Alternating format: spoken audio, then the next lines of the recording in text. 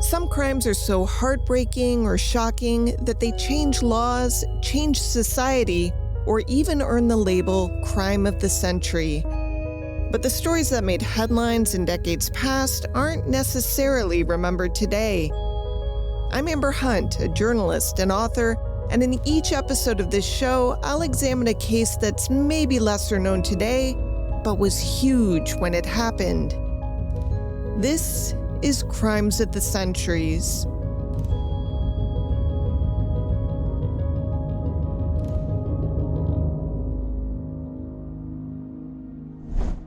It was still dark at Indian Dunes when Frank Marshall left. He had been there for the filming of the big climactic scene, the one director John Landis had promised would be huge.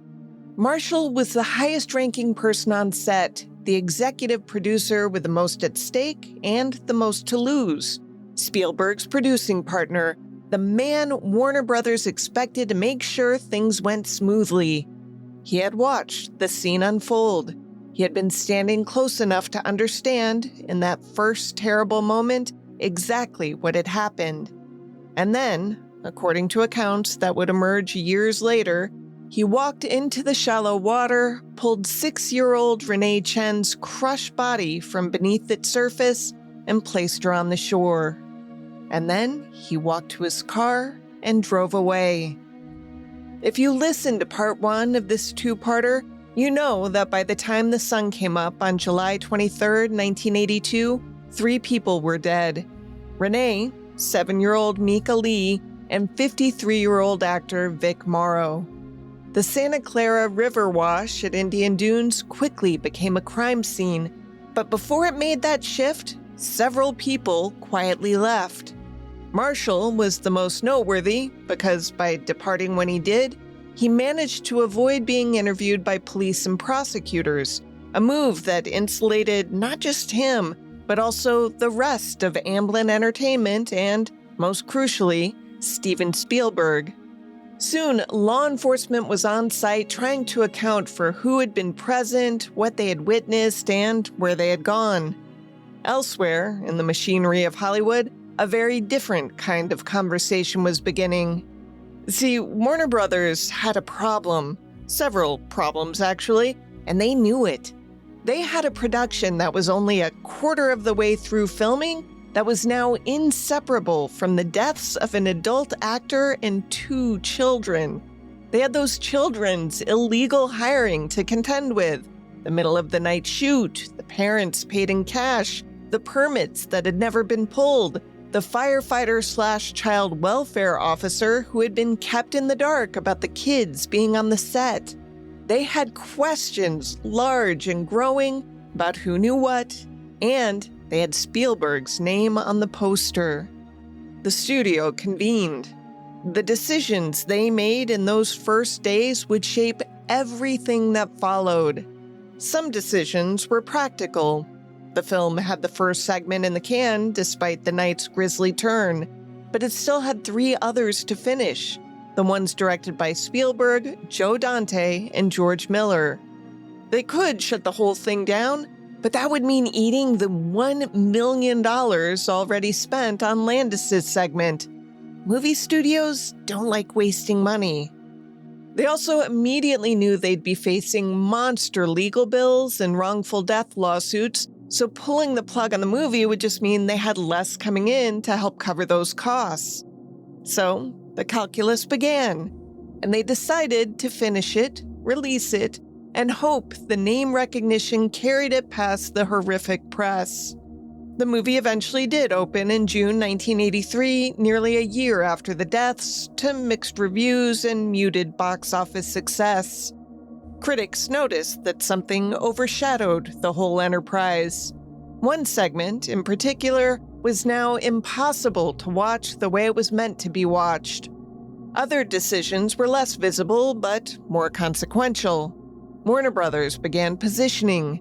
Steven Spielberg, who had not been at Indian Dunes that night, who had not ordered the children onto the set, and who it doesn't seem had any reason to have personally known that Landis planned to hire kids without a permit, was nonetheless the name that would make or break this film financially.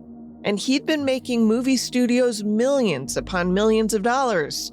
Keeping his reputation clean was a studio priority. To that end, Frank Marshall, per accounts pieced together from testimony and reporting over the years, apparently became very interested in being anywhere investigators were not. He spent years after the crash traveling internationally, scouting locations, technically, for Spielberg's projects. What he was less technically doing was being available for legal service. A subpoena requires the subject to be findable. Marshall had made himself quite difficult to find. That's why the trial in July 1983 was about 5 men: Landis, associate producer George Folsey Jr., unit production manager Dan Allingham, special effects coordinator Paul Stewart, and pilot Dorsey Wingo. Though tried together, they each had their own high-ticket lawyers as jurors tried to make sense of what happened on the ground at Indian Dunes, who gave what order, who heard what warning, and who bore what responsibility for the specific chain of events that brought a helicopter down onto 3 people.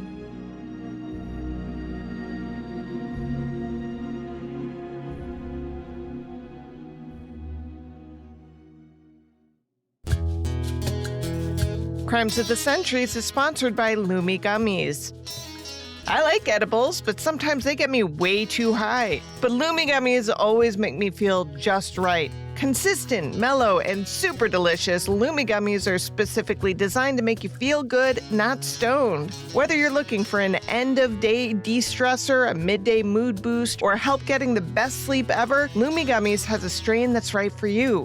They also come in 1 milligram or 5 milligram gummies, so you can get the exact dose you're looking for. That's the part I love hearing about, the control over the dose. And having that 1 milligram option means you're not committing to more than you want. I'll grab an orange cream cookies sativa for when I need to focus, or an indica when I just want to melt into the couch after a long day. So there's a different strain for different moods. 9 strains across 3 effect categories: sativa, hybrid, and indica. Something for pretty much any moment. Lumi Gummies are available nationwide. Go to lumigummies.com, that's L-U-M-I gummies.com, and use code COTC for 30% off your order. Again, that's L-U-M-I gummies.com, code COTC, lumigummies.com, code COTC.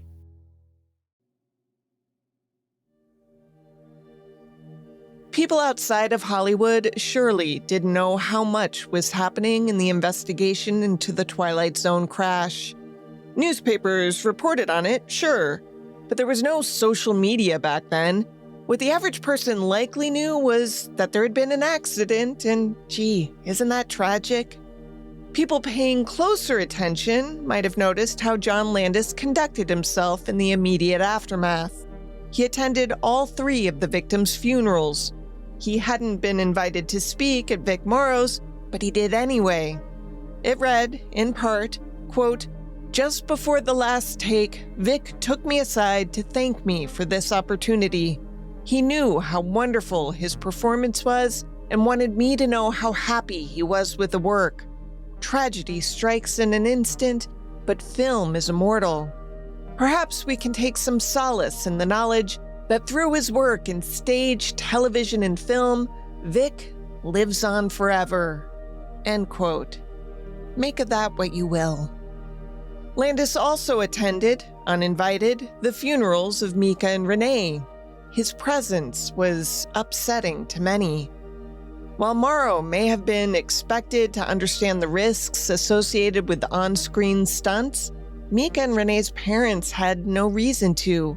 It was immediately clear, too, that both parents on set believed Landis killed their children. Renee's mother literally shrieked, "You killed my daughter," at the crash site, her wails echoing off the canyon cliffs. At the funeral, she cried, "She was the only child I had. Now she is gone." I'll note here that an Associated Press photo was published alongside the wire service's coverage of that funeral.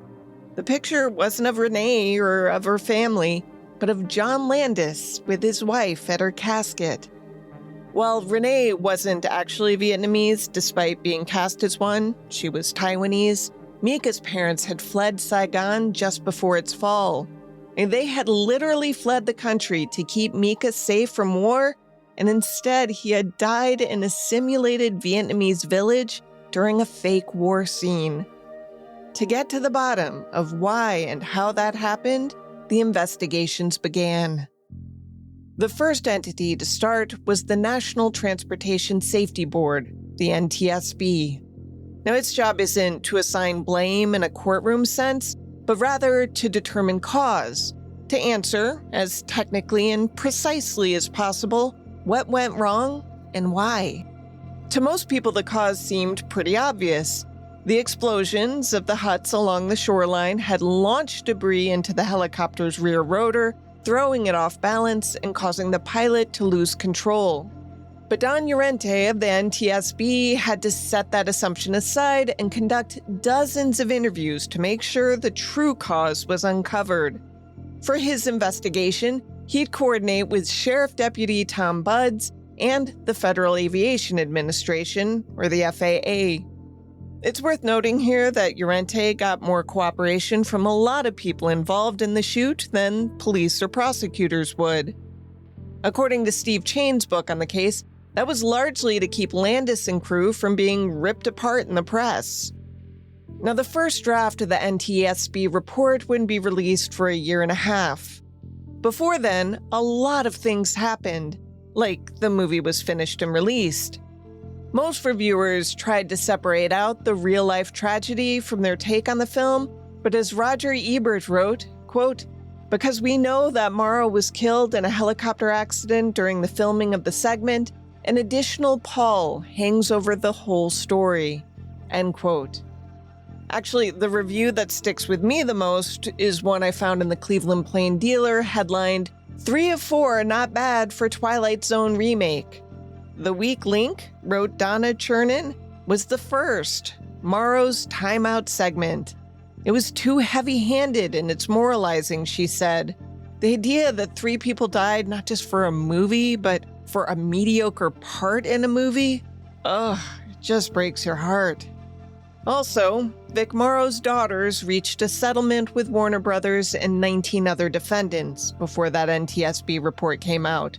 That settlement was reached in late 1983, and though its terms were undisclosed at the time, Chain reported that Carrie Morrow and Jennifer Jason Leigh got $840,000. They would split it over time. An interesting aside, without this settlement, Jason Leigh would have gotten only what her father left her in his will, which was a paltry $100. The two were estranged when he died, and he left everything to his older daughter, Carrie, outside of that symbolic FUC note. As part of the settlement, neither daughter was to, quote, "in any way participate in or contribute to any public discussion about the accident," end quote, nor, and this part struck me as really weird, quote, "contribute to other publicity concerning or in any way relating to the personal relationships between and among plaintiffs and their father, Vic Morrow," end quote. So they couldn't talk about their relationship with their dad? Seems odd. Now, this was a definite win for Warner Brothers because a trial involving daughters, especially Jennifer Jason Leigh, who had just starred in Fast Times at Ridgemont High and was getting more famous by the day, would have been very bad press indeed. The NTSB released its initial report about 3 months after the settlement in March 1984. The probable cause, the board concluded, was the detonation of debris-laden, high-temperature special effects explosions too close to a low-flying helicopter. It put the chopper at just 25 feet off the ground. The blast caused foreign object damage to one rotor blade and heat delamination to another. And that latter point was tough for me to visualize, but basically the rotor blade was built in layers, bonded together with adhesive. The report said that the explosion caused that adhesive to get so hot that the outer skin separated from the blade underneath. In short, the tail rotor assembly separated. The helicopter came down.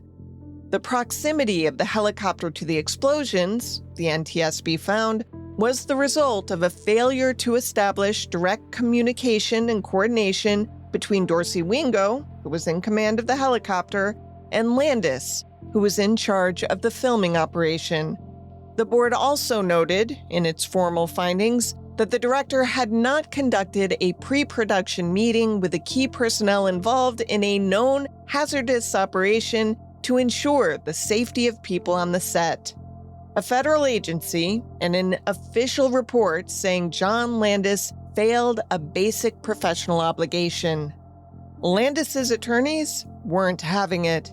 They petitioned the NTSB to reconsider, arguing that the crash was caused solely by heat delamination from a defective explosion and that the responsibility therefore rested entirely with the licensed pyrotechnics operator, not with the director.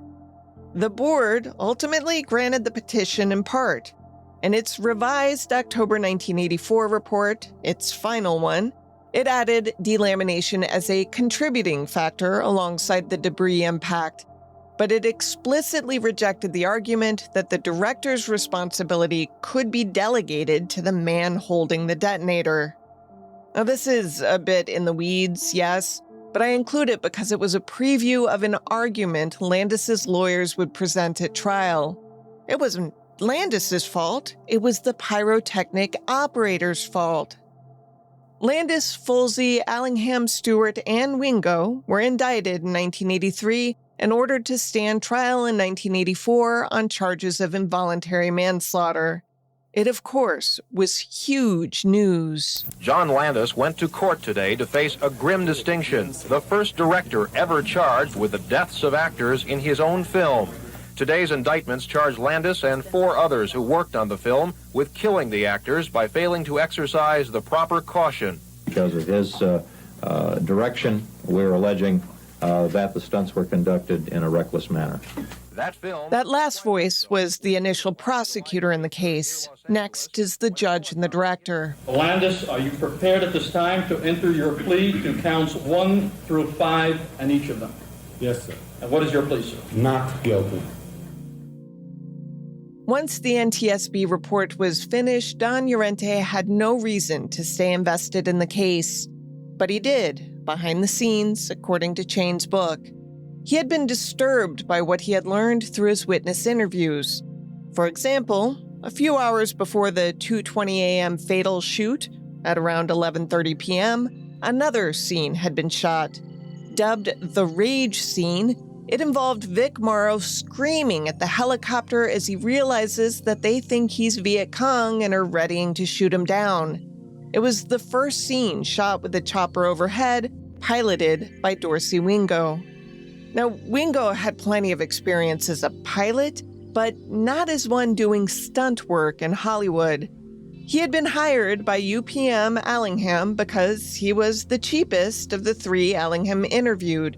The other 2, who would have cost more money, had worked extensively in Hollywood. Wingo was just trying to break in. At that 11:30 shoot, a few squibs and explosives had been ignited. They weren't as big as what was to come, and Wingo wasn't flying as low either, but they were so powerful that Wingo later said he felt the heat on his face. Here's a newsman relaying what Morrow's unused stunt double said on the stand about that shoot. The pilot Dorsey Wingo screamed out in pain as the heat burned his neck. McClarty says he told director John Landis if the explosions got bigger in the next scene, we'd have a lot of trouble, and Landis agreed to tone down that fatal scene. The explosions had been so big at the earlier shoot, they had splashed water onto the helicopter's windshield, panicking the pilot for a minute because to one side of the chute was a cliff that he was at risk of flying into if he lost control. Morrow told his girlfriend after that shoot that the stuntmen had shot at him with real bullets and that, quote, had bothered him, end quote. I feel like that has to be an understatement. Landis, for the record, always denied using live ammo, but Trudy Miller, a British model who had been Morrow's live-in girlfriend for a time, wrote in a letter to Alpha Campbell, that's Landis's secretary, that she talked with Vic after the 11:30 shoot and before the 2:21 and he said he had been shot at with real bullets, and Vic had a really bad feeling about the last scene he was about to shoot. Then there were the witnesses who said that just before the helicopter crashed, Landis had been screaming at Wingo through a bullhorn to go lower, lower, lower. Those reports came from assistant cameraman Randy Robinson, who was on the helicopter when it crashed, and also from Melanie Levitt, a makeup artist who'd been on the set. All of this was enough to push Llorente to provide some tips to reporters to make sure the story didn't get spun the way Warner Brothers was trying to spin things. Which was this way. They said that James Chamomile, a special effects technician, was the man who had actually detonated the fatal blast, known as Blast Number 4. He was one of 5 special effects guys, casually called powdermen, working the scene. Paul Stewart oversaw things, while the others had firing boards that controlled the explosions and squibs and such. Chamomile's board controlled 6 mortars that had been placed within huts along the waterfront. All of the powdermen were granted immunity by the prosecution during the grand jury process. Everyone, that is, except Stewart. Prosecutors' thinking was that the jury needed to hear from the powdermen what exactly had happened in what succession, and that meant ensuring that the story wasn't lost by them taking the Fifth Amendment against self-incrimination. Blaming Chamomile, the defense would later make clear, was their fallback position. Someone had to be the trigger man, and might as well be a guy who got immunity. And so the legal machinery began assembling itself on both sides. Landis initially was represented by an attorney named Harlan Braun. He was sharp, aggressive, and media savvy, fluent in the language of narrative management. He understood that cases like this were won and lost not just in courtrooms, but in the press, in the framing of facts, in the story that the public told itself before the jury ever assembled. So, he talked to reporters regularly. This, for example, is him describing the footage of the deaths. The worst thing you could ever see would be 3 people, and particularly 2 children, killed right on the film. When you first see it, it's just overwhelming. The gruesome deaths were recorded on numerous cameras and shown repeatedly at the trial. And as you watch it over and over again, you become desensitized to it, for good and for ill, I think. I mean, you tend to forget that they're really human beings there, so that's bad. On the other hand, to analyze it as a technical and why it happened, you have to be desensitized to it. And after a while, you looked at it as just a technical thing where we were looking at what caused the accident. Braun defended Landis vigorously, but Landis's people, and the studio, and the broad network of interests that had aligned around making this problem go away, wanted more. They wanted the best. And in 1980s America, if you were a powerful institution facing serious criminal exposure and you wanted the best defense money could buy, you called James Neal. Neal was, by any measure, a singular figure. He had won an acquittal for Ford Motor Company in 1980 when it was charged with reckless homicide over the design of its Pinto car. He had successfully defended Louisiana Governor Edwin Edwards in a racketeering trial in 1985. That was the same year Fortune magazine named him one of the country's 5 best trial lawyers.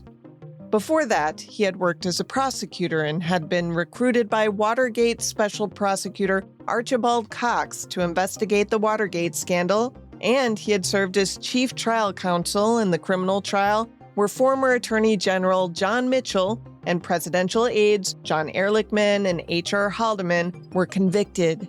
He had sent Teamsters boss Jimmy Hoffa to prison. He had sent Nixon's inner circle to prison.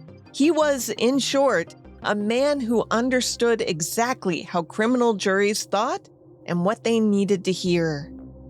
He also had, by now, a well-documented specialty, taking cases where the facts were terrible for his client and finding the crack in the prosecution's logic through which he could drive a truck.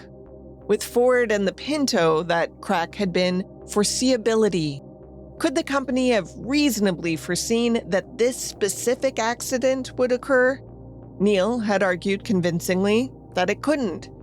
Now, facing manslaughter charges arising from a fatal helicopter crash on a movie set, he had a similar angle available. The crash was unforeseeable. No reasonable person could have predicted it. This was a tragedy, not a crime. When Braun was asked to step back from representing Landis directly and take on the representation of George Folsey Jr. instead, it was presented not as a demotion so much as a reorganization. Folsey, the associate producer, had arguably done the most concrete work of concealing the children's presence, the under-the-table payments, the keeping Jack Tice out of it. Having Braun on his defense was not without strategic value. But the point man, the face of the defense, the man whose southern drawl and courtroom instincts would define the case, was James Neal. And he had his work cut out for him.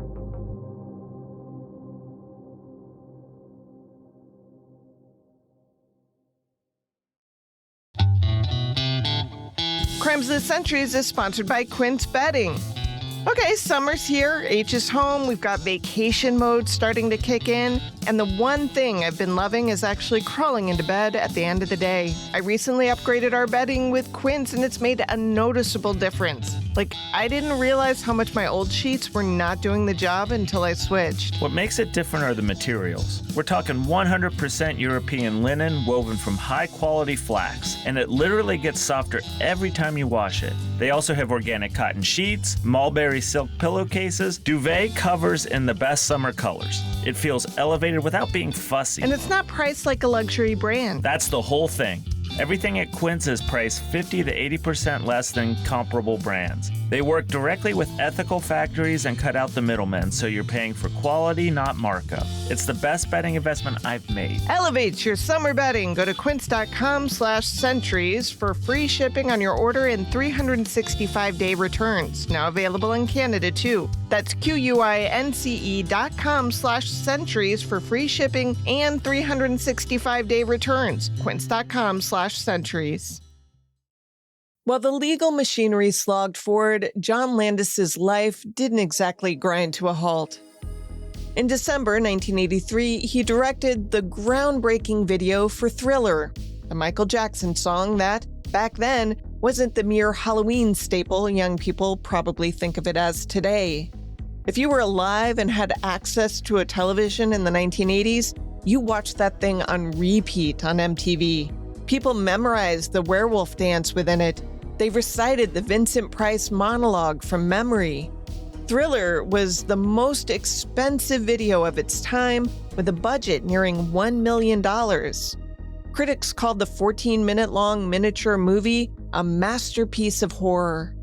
They've rarely mentioned that one of the director's previous productions left 3 people dead. Also in '83, Landis directed Trading Places, a smash comedy starring Dan Aykroyd, Eddie Murphy, Ralph Bellamy, and Don Amici. The latter two were older actors whose careers were jump-started by the hit in the way Morrow had hoped his career would be revived. Amici hadn't been in a theatrical release since 1970. After Trading Places, he went on to do Cocoon and won an Oscar for Best Supporting Actor. The year after these two successes, Landis made headlines in the Fresno Bee for a decidedly lower-key accomplishment. In the spring of 1984, a 5th grade class at Sierra Elementary School in Toll House, California, read about the accident and wrote him letters to cheer him up. One student wrote, "I heard about the accident. I don't think it was your fault. Sometimes you probably wish it didn't happen. Anyway, I think you're great." Another, with the particular earnestness of a 10-year-old, quote, "I hope that you don't go to jail for manslaughter," end quote. That was man, S-L-O-T-T-E-R. Landis wrote back, sent cookies to the class, and invited all 21 students to Universal Studios for a VIP tour and lunch with a real live movie director. I mean, this could have remained a private boost in morale, but the Fresno Bee somehow got word of it and covered it like a feel-good feature. which, of course, it was, because that's how the story was playing in the public imagination. A tragic accident, a great director. Look at him with those kids. What a shame. The trial finally opened on July 23, 1986, exactly 4 years to the day after the deaths. That date was not an accident. Prosecutor Lea D'Agostino had fought for it. D'Agostino was a deputy district attorney in Los Angeles County, and she had been assigned to the case about a year earlier. She was intense, deeply committed to the victims, and under no delusions about what she was up against. She was a single prosecutor, described by the Los Angeles Times as fiery, going up against a team of more than 5 defense attorneys with significant resources, representing a director whose name was on some of the most commercially successful films of the decade, in a city where the film industry was the industry. She was also convinced, and said so repeatedly without much equivocation, that she was right. You have to use your own common sense. You cannot mix explosions, a helicopter, and human beings, let alone children, and not realize that there's a potential for danger. James Neal, Landis's attorney, said of all 5 defendants, "Not one of these gentlemen intended to hurt anyone. Not one of these gentlemen thought the scene, as planned and rehearsed, was dangerous. Not one of these gentlemen is guilty of criminal negligence." Throughout the proceedings, a parade of Hollywood figures made their way to Department 132 of the Criminal Courts building in Los Angeles. By this point, Landis had directed more high-profile hits: The Three Amigos, starring Steve Martin, Martin Short, and Chevy Chase, and Spies Like Us, with Chase and Dan Aykroyd.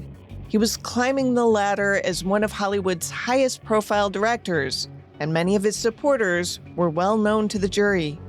Bellamy, one of the stars of Trading Places, came to the trial multiple times.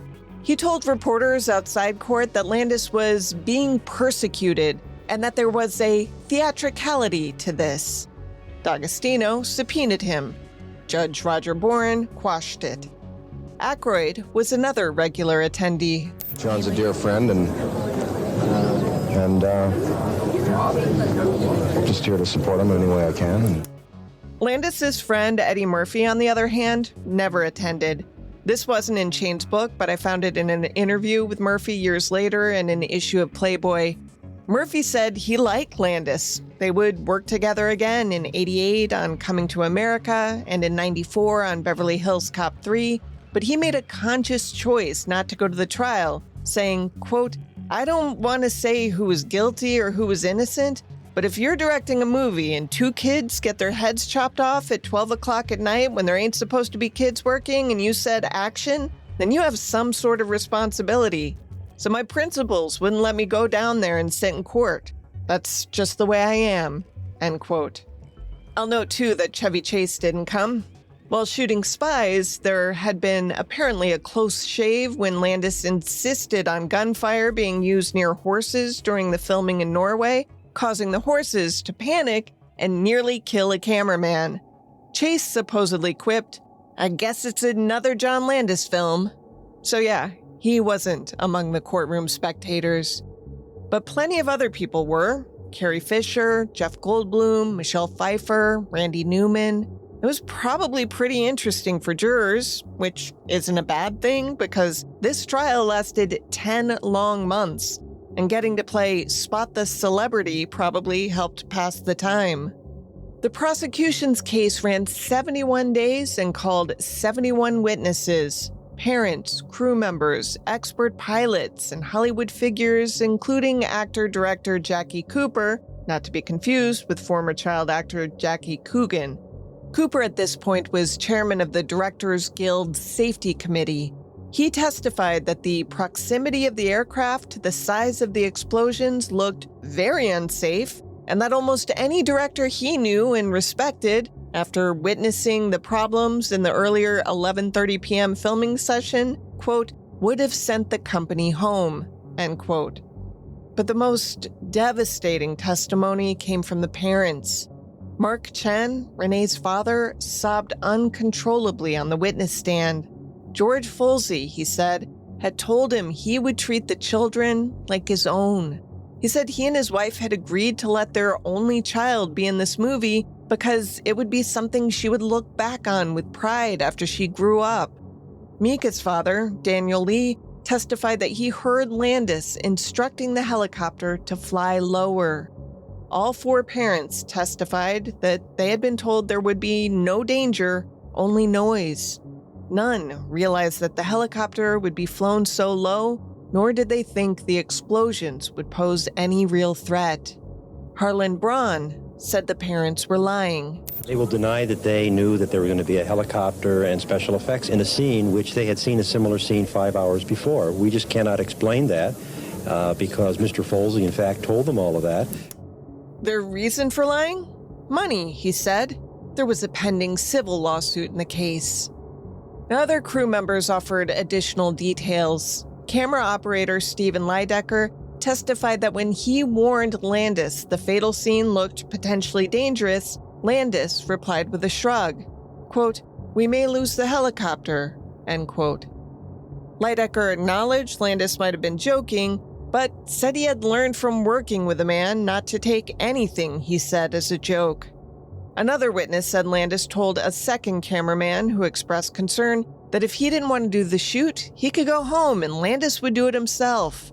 And several crew members recalled Landis joking about the problems in the earlier 11:30 filming sequence, quote, "You ain't seen nothing yet," end quote. D'Agostino took the jury on 3 field trips, to the crash site at Indian Dunes, to Warner Brothers Studio, and to the Academy of Motion Picture Arts and Sciences, the latter 2 for viewings of the accident footage from 6 different camera angles. Jurors repeatedly watched the helicopter spin out of control with no trace of the 3 actors visible after it came to rest in the river. D'Agostino called Indian Dunes a burial ground. When the prosecutor finally rested her case, she got emotional outside the courtroom, describing it to reporters. The defense case ran just 22 days and called 16 witnesses.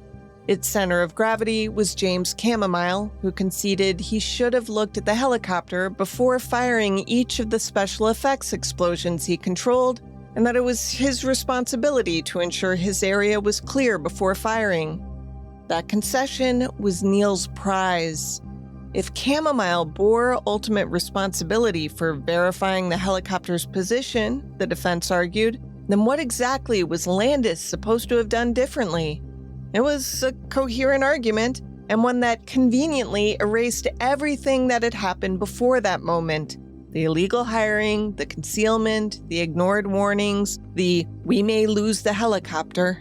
Though, in looking back at Camomile's testimony, I realized it actually bolstered the prosecution in a key way. To your knowledge, sir, was there ever a diagram or a schematic made of precisely where the explosions were placed for this final scene? I don't believe so, no. And to your knowledge, sir, was there ever a test explosion set off to determine the magnitude of the special explosions that you were present at? No, not really. So it wasn't super well planned after all? And that's important because in the end, the case came down to one thing, as this clip from Channel 4 explains. Could this tragedy have been avoided, or were the events unforeseeable? That is what the Twilight Zone trial will decide.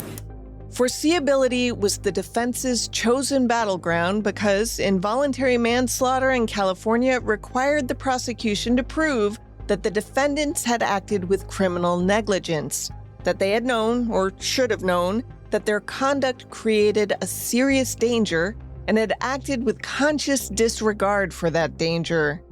Unforeseeable was a legal argument designed to thread the jury through a very specific needle. You can believe everything the prosecution says happened and still not convict if you believe no one could have predicted the outcome. Prosecutors said that despite Landis's insistence the scene had been very carefully planned, the evidence didn't bear that out. The explosives used were far larger than required. People who had complained at 11:30 that stunt had been too dangerous were ignored. Jack Tice, who would have halted production because of his status as a child welfare officer, was intentionally situated far away from the water scene, so far, in fact, that he testified he assumed dummies were under Vic Morrow's arms. And he had reason to think that. On the call sheets for the 2 days Renee and Mika had been on set, their names never appeared. Instead, the vague description Vietnamese appeared, or on this final night, the letters DBL, short for double, as in stunt double. Tice said he thought that all three of the quote-unquote people in the scenes were either professional stunt actors or, in the case of the kids, possibly dummies. He made that leap not just because of the call sheet, but also because there was no way the scene he saw laid out before him would otherwise be remotely safe. No director in his right mind would shoot that scene with a named star and 2 young children, would they?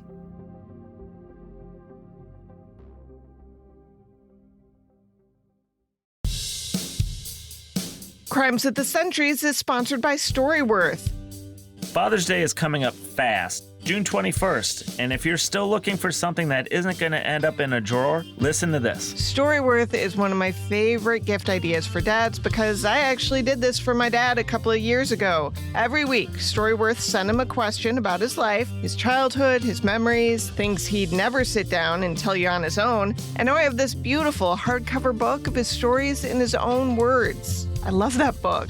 I learned way more from his childhood and my grandparents thanks to that book than I ever expected. It's the kind of gift you really can't put a price on. And it's so easy for him. He can respond by email, voice recording, or even a guided phone call. No apps, no tech hassle. You can pick the questions, write your own, or let Storyworth create personalized ones based on his life. They also just launched an unlimited plan this year. Buy once and give Storyworth to friends and family all year long. I use Storyworth, and you should too. This year, give Dad a gift that captures who he really is before the stories get harder to remember. Father's Day is Sunday, June 21st. Order right now and save up to $20 at storyworth.com/COTC. Save up to $20 at storyworth.com/COTC. storyworth.com/COTC.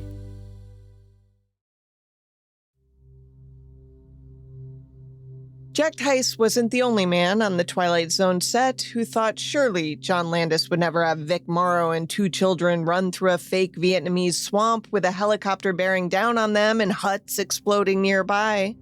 Second Assistant Director Anderson Andy House had also assumed as much. But unlike Tice, he had realized long before the fateful shoot that that's exactly what Landis intended to do.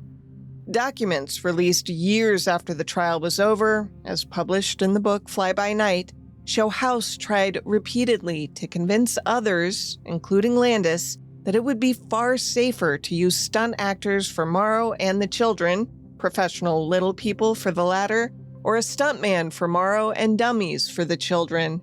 He raised this concern as early as June, suggesting to unit production manager Dan Allingham that the fiery scenes be shot on a stage to avoid the need for night shoots and, thus, the need to run afoul of child labor laws.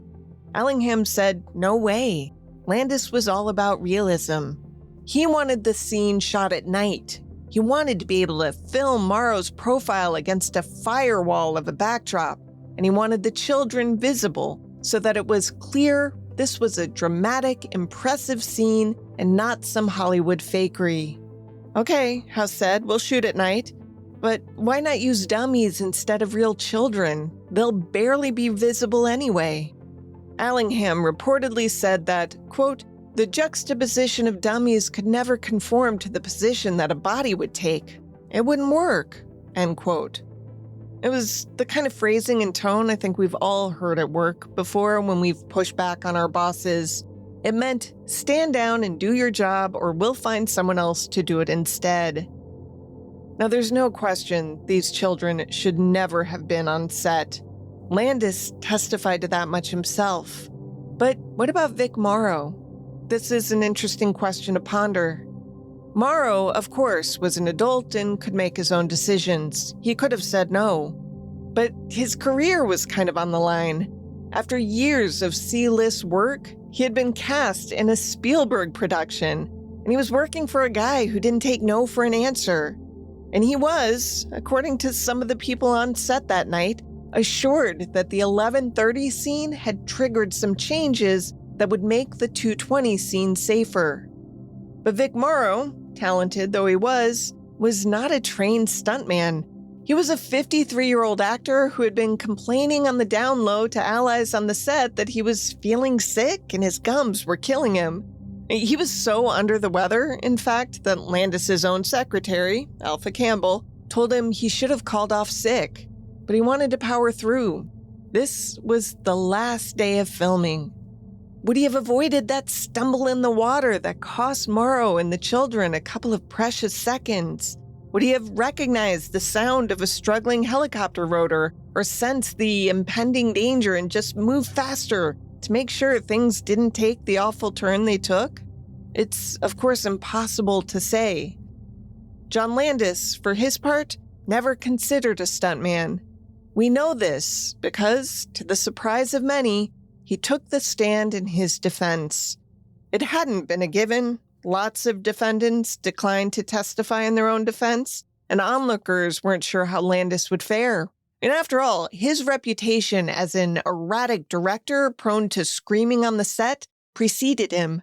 Over 4 days, he calmly admitted breaking California child labor laws by hiring Lee and Chen to work late at night. We decided to break the law. We decided wrongly to violate the labor code.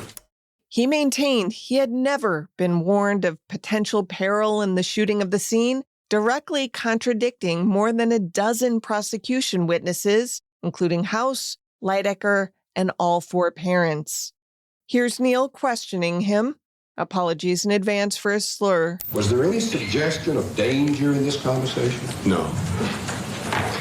Matter of fact, John, did anybody ever suggest to you using midgets or dummies in the 220 scene because of danger to children? No. Landis said the scene had been carefully planned. Everything was going absolutely as planned. Vic Morrow had been completely on board with doing the stunt. He had insisted on it, in fact. The children had been naturals and knew what to do in the shot.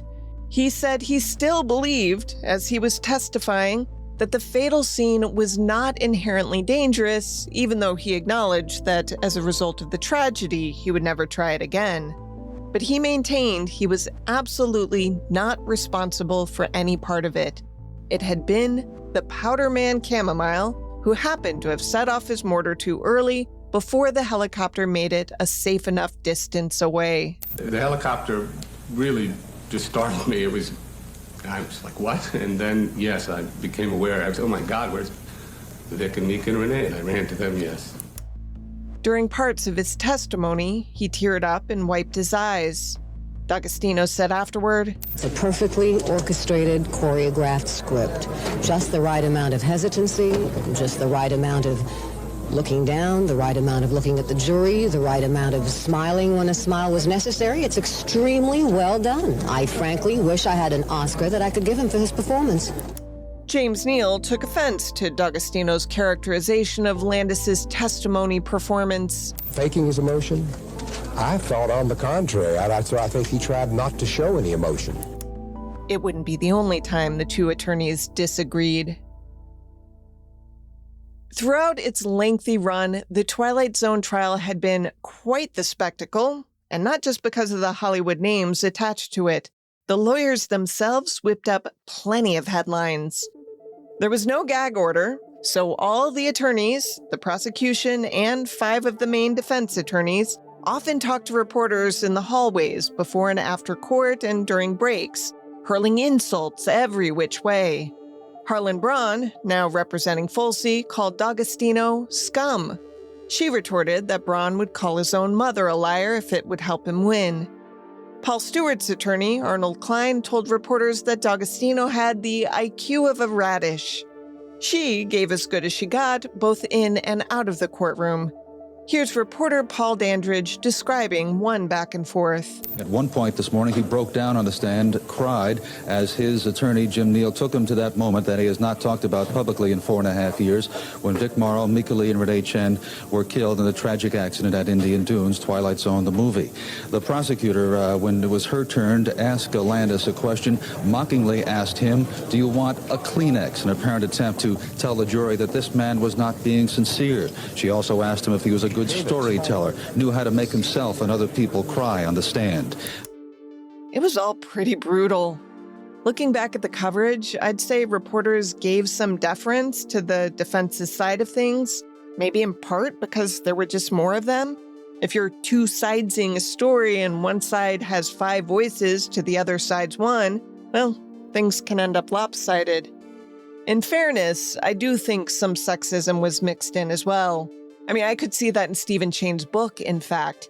The author spent long passages critiquing her appearance and called her bird-like no fewer than 5 times. Then, listen to this contemporary news coverage from the time. Inside the courtroom, the two sides argue over legal matters. But outside, the arguments become much more petty. I don't admire Mrs. DeAgostino, and there's no way I'd ever like Mrs. DeAgostino. It's her one big case. She loves it. She enjoys it. She dresses for the occasion. DeAgostino doesn't mind being called a clothes horse. She even admitted to one reporter that her wardrobe is so large that she doesn't repeat an outfit in 2 months. But she resents her opponent's accusations that she's using this case for personal gain. DeAgostino says she doesn't need the money. Her husband has plenty of it. Anyway, Landis was one of just 2 defendants to testify in the trial. Dorsey Wingo, the pilot of the Huey that fell, also took the stand. What jurors and the general public didn't know at the time was that behind the scenes, Wingo had long been at odds with Landis, who initially had blamed the pilot for the accident. Landis had claimed to the NTSB investigators that Wingo had flown the chopper far lower than he was instructed to, that the Huey was actually never supposed to be seen in the shot at all, in fact. Never mind that multiple witnesses testified to hearing Landis both motion for the chopper to come lower and audibly yell "lower, lower" through a bullhorn just before the accident. But once Wingo was on the stand, his story had changed. While he earlier had said there had never been a proper rehearsal of the scene, he now testified that they had run through it carefully at 2 a.m., just minutes before the shoot. According to Chane, the 5 defense lawyers had actually flagged this inconsistency in an internal memo shared only amongst themselves titled "Prior Statements of Dorsey Wingo Which May Be Difficult to Overcome."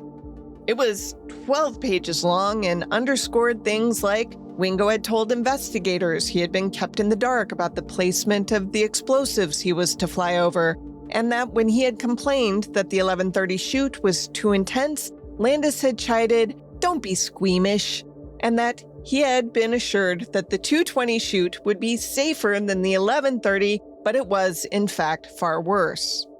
Wingo's testimony contradicted all of this. The jury didn't know that in the interim, John Landis had started inviting Wingo and his wife to hang out and gave him gifts for his newborn baby and such. D'Agostino tried to highlight these inconsistencies and others for the jury, and she pointed out 19 times that Landis's testimony contradicted other witnesses' testimony. She told reporters, "The whole world is lying according to John Landis, except John Landis. I find that somewhat incredible, and I'm assuming that the jurors will too." But after 10 long months, all that back and forth testimony became an indecipherable mess for the jury. Once both sides gave days-long closing statements, they began their 9-day deliberation. Most of that time was spent on rereading testimony, trying to make sense of things they'd heard months earlier in some cases. The day before the verdict, they requested to view the accident footage one more time in the jury room. When they finally voted, it took only 1 round of balloting. On May 29th, 1987, the verdicts came back.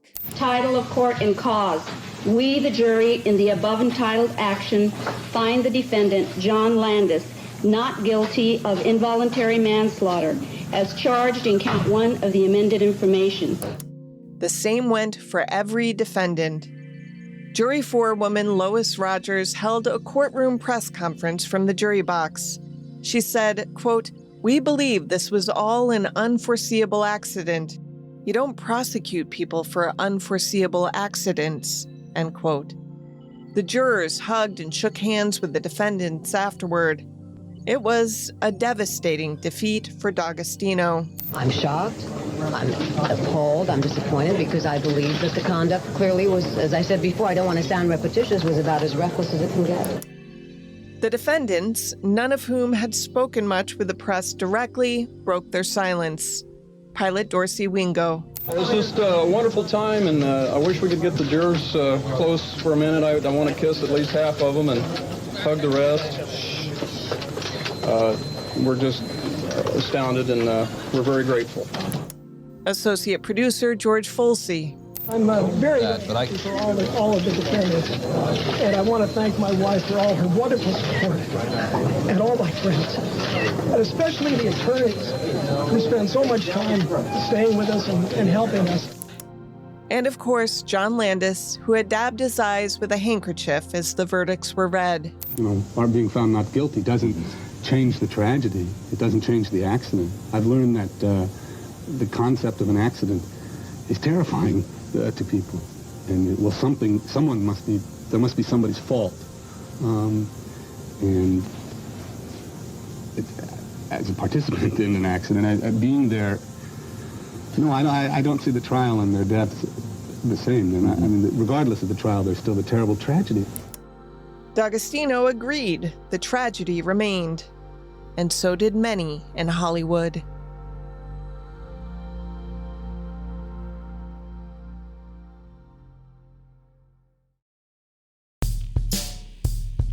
Crimes of the Centuries is sponsored by Butcher Box. Grilling season is here, and my neighbor Sean is always on the back porch grilling like the grill master he is. I'm wanting to match that energy and step up our game on our cookout attempts. That's where Butcher Box comes in. It's changed how we stock our kitchen. It just shows up, we throw it in the freezer, and we'll always be ready. It's amazing and it's customizable. Over 100 premium protein options. Grass-fed beef, wild-caught seafood, chicken. It's all sourced responsibly. No antibiotics, no added hormones, no fillers. You can just feel good about what you're serving. During grilling season especially, that quality really shows up on the plate. 100%. Better meat means better flavor and honestly fewer mistakes on the grill. Plus, everything ships free and you get recipes and grilling tips included. Whether you're a beginner or a grill master, you've got what you need. As an exclusive offer, new listeners can get their choice between free sirloin tips, ground beef, or chicken wings in every box for life, plus $20 off when you go to butcherbox.com/COTC. That's right. Your choice of free sirloin tips, ground beef, or chicken wings in every box for life, plus $20 off your first box and free shipping always. That's butcherbox.com/COTC. Don't forget to use our link so they know we sent you. A year after the 5 defendants in the Twilight Zone case celebrated their acquittals, the Los Angeles Times checked in with key players and reported in an in-depth piece that the ordeal had cast more of a shadow over some of their lives than others.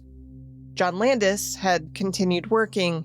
Coming to America made $100 million in under 2 months, one of the most lucrative openings in film history at that time. Shortly before production began, he and his wife Deborah had purchased Rock Hudson's former Beverly Hills estate for close to $3 million. Though his friendship with Steven Spielberg ended, Spielberg has publicly said that came in the aftermath of the deaths, Landis was doing fine by any measure Hollywood used to keep score. The men who tried to hold the industry accountable were not.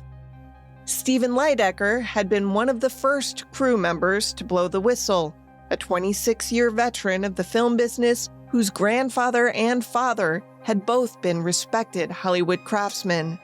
He had warned Landis before the fatal take that the explosives could endanger the helicopter. A week after the accident, he helped convene a press conference at his home to publicly decry what he and fellow cameramen saw as a cavalier disregard for human safety at Indian Dunes. By August 1988, 6 years after the crash, he had not received a single job offer in the industry. When he asked a friend to help him get hired for a minimal number of hours, just enough to maintain his union health and welfare benefits, the reply came back that his name had been placed in a hat as a troublemaker. The producers and production managers, he was told, just didn't want to deal with him. He said, quote, "I didn't think it would be the rest of my life, but it looks like that's the way it's going to be," end quote. Roger Smith, who had been filming Vic Morrow and the two children from aboard the helicopter, suffered serious neck and back injuries when the aircraft plummeted into the shallow river. He had been a union cameraman since 1958. After going public, he found himself largely locked out of studio work, forced into commercials and non-union jobs. Randall Robinson, the camera assistant who had also participated in the press conference, spent 9 months unable to find any work at all. He was eventually diagnosed with post-traumatic stress disorder and continued having nightmares about the accident. He said, quote, "The industry saw us as 3 big lugs shooting our mouths off," end quote. And then there was Dorsey Wingo, the helicopter pilot who had flown dozens of combat missions in Vietnam, who had taken the Twilight Zone job in part because he wanted to be able to afford to support his wife's family in Mexico, found his friendship with Landis was short-lived. He said he had spent 5 years as probably the most famous helicopter pilot in the country, not in a good way. After the verdict, the FAA moved to revoke his license. His professional future remained under a cloud through years of appeals. When a reporter visited Wingo at the Western Helicopter Company in Rialto a year after the verdicts, flying was still his livelihood, but it was no longer quite the same life. He said, quote, 15 minutes of fame would have been more than enough for me, end quote. Meanwhile, one figure managed to avoid accountability entirely. Frank Marshall, executive producer of Twilight Zone the movie, partner to Steven Spielberg, a man who had been on the scene at the time of the accident and who, by multiple accounts from witnesses, had known well in advance that Mika Lee and Renee Chen had been hired and paid illegally, was never interviewed by the Sheriff's Department, the NTSB, the District Attorney's Office, or any other accountability agency. A sheriff's investigator named Thomas Buds had tried repeatedly to reach Marshall at Universal and Warner Brothers and was told each time that Marshall was unavailable. When the DA finally sent Buds to London to serve Marshall with an international subpoena compelling him to testify, Marshall refused to meet with the U.S. Embassy representative who arrived at the St. James Club and then left London on a private jet belonging to Spielberg's Amblin Entertainment, bound for Paris. He never answered a single question about the case. In fact, the Los Angeles Times piece ends with this amazing kicker. Quote, Marshall's office was contacted in connection with this article, but declined to comment. His assistant said that Marshall was out of the country, end quote. His career as Spielberg's producing partner, which would go on to encompass Who Framed Roger Rabbit, the Indiana Jones films, the Jason Bourne franchise, and decades of major studio productions, was never disrupted by what had happened at Indian Dunes. On the industry change side, the accounting is complicated. Warner Brothers set up dedicated safety committees to establish standards for every aspect of filmmaking, from gunfire to fixed-wing aircraft to smoke and pyrotechnics. The standards were regularly issued as safety bulletins and published as what became the Injury and Illness Prevention Program Safety Manual for television and feature production. The Directors Guild of America established a telephone hotline for directors with safety questions and began publishing safety bulletins for members. The Screen Actors Guild drafted new contract clauses allowing actors to leave sets where they felt unsafe and introduced a 24-hour hotline for anonymous reporting. In 1987, the California Department of Forestry and Fire Protection formed the Motion Picture and Entertainment Safety Program to oversee the use of pyrotechnics on film and television sets.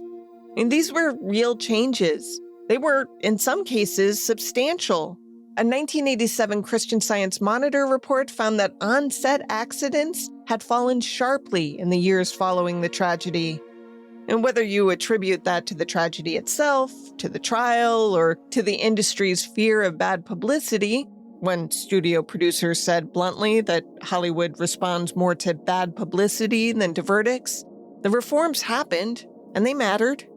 Granted, most of the changes came from the bottom up, from insurers, the guilds, the state, rather than from any reckoning within the industry itself.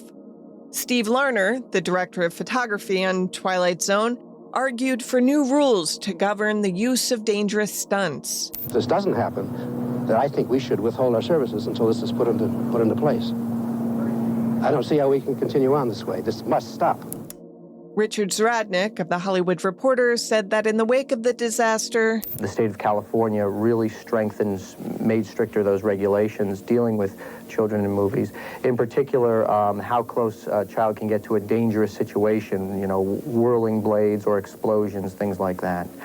The other big impact was the Directors Guild of America, which is the directors union here in the States, has set up a safety committee that I've been told is partly a response to what happened in this film, and the committee's looking at safety on the set, safety during a film production. Filmmaking is still a dangerous business, of course. There are too many examples to name them all.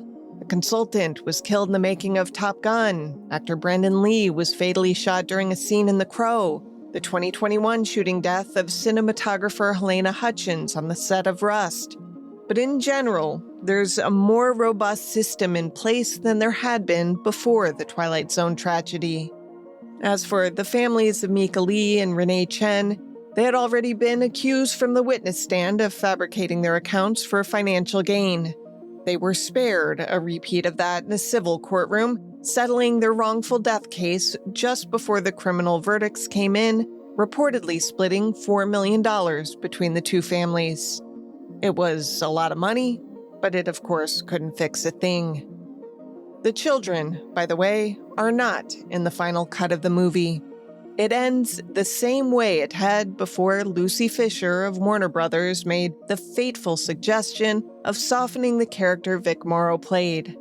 Bill Connor finds himself in a jungle river with American soldiers opening fire on him despite his protestations that he, too, is American. A lobbed grenade blows him from the water back to Nazi Germany, where he's tossed into a rail car, a Star of David pinned to his chest.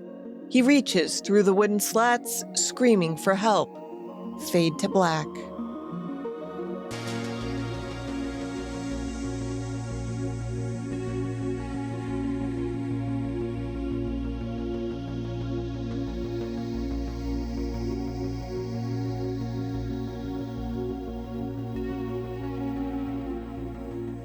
To research this case, I spent hours watching contemporary news coverage of the trial and reading archived newspaper stories. I also read Stephen Chain's Fly-By-Night, which featured never-before-publicized information and documents whose sourcing Chain does not disclose, though defense lawyer Harlan Braun's endorsement of the book appears prominently on its cover. I learned from the Santa Fe New Mexican that Chain's a former journalist who had attended every day of the trial, with intentions of writing a book, but set it aside until 2022, publishing it at age 70.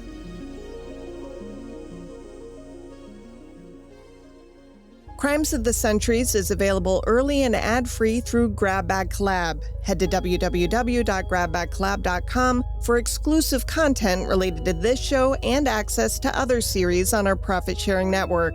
Unless noted in the citations, this case was researched and written by me, Amber Hunt, and produced by Henry Lavoie. Original music is by Bruce Hunt, Andrew Higley, and sometimes my child, Hunt Van Benskoten. Other music comes from Epidemic Sound. If you like the show, please help us out by rating and reviewing on Apple Podcasts. Also tell your friends. For more information or to recommend a case, go to centuriespod.com. On Instagram, we're @centuriespod. And you can find us on the Crimes of the Centuries Facebook page.